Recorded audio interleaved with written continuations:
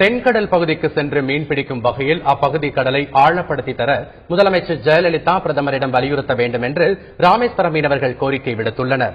இலங்கை கடற்படையின் பிரச்சனையின்றி ராமேஸ்வரம் மீனவர்கள் மீன்பிடிக்கும் வகையிலும் ஆழ்கடல் மீன்பிடிப்பை ஊக்குவிக்கும் வகையிலும் தென்கடல் பகுதியை ஆழப்படுத்தி தர முதலமைச்சர் பிரதமரிடம் வலியுறுத்த வேண்டும் என்று அவர்கள் கோரியுள்ளனர். இதன் மூலம் இலங்கை கடற்பகுதிக்கு ராமேஸ்வரம் மீனவர்கள் அதிகம் செல்லாத நிலை ஏற்படும் என்றும் அவர்கள் தெரிவித்துள்ளனர். இந்த பகுதியில் உள்ள மணல் திட்டுக்களை அகற்றி கடலை ஆழப்படுத்தி தர வேண்டும் என்றும் அவர்கள் கோரிக்கை விடுத்துள்ளனர்.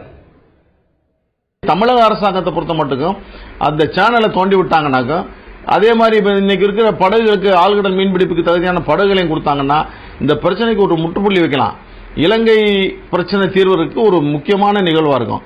இன்னைக்கு தமிழக முதல்வர் அவர்கள் டெல்லி போறாங்க பிரதமரை பார்க்கறதுக்கு. இந்த சூழல்ல அவங்க இந்த சேனலுக்கு ஒரு ஏற்பாடு பண்றதோட இலங்கையில சிறைப்பிடிக்கப்பட்டிருக்கின்ற 92 படகுகளை விடுவிக்க கோரியும் நிரந்தர மீன்பிடிக்க வழிவகையை சொல்லியும் அவங்க ஏதாச்சும் ஒரு நடவடிக்கை எடுப்பாங்கன்னு நாங்க நம்புறோம். இதை வலியுறுத்தணும்னு நாங்களை வேண்டி கேட்டுக்கிறோம்.